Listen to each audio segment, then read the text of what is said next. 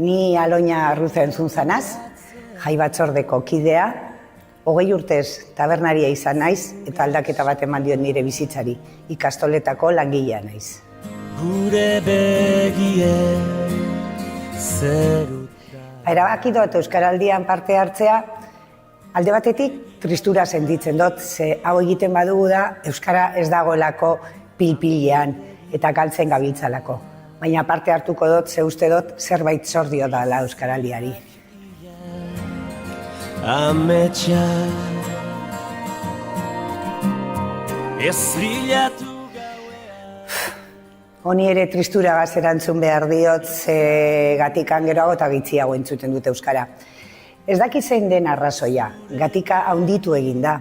Orduan, haunditzeak igual ekarri du, kanpoko jentea etorri dela eta herri txikia haundia eginkeran, erdera sartu da.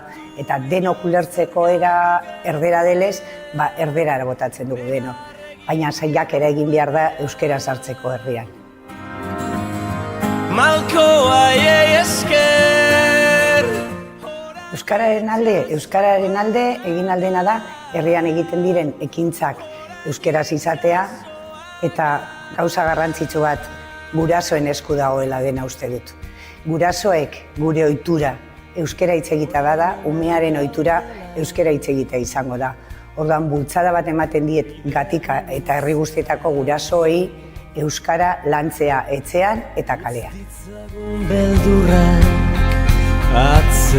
Uste dugu euskaldunok garenak altxor bat dekogula. Orduen altxor hori guri erakutsi digutenei zor diogulez euskara aurrera eramatea eta beste mende batzutan ere euskaraz hitz egitea. Baina gure bizitza Erabaki hau hartuta ondoren, ni hau bizi izango naiz.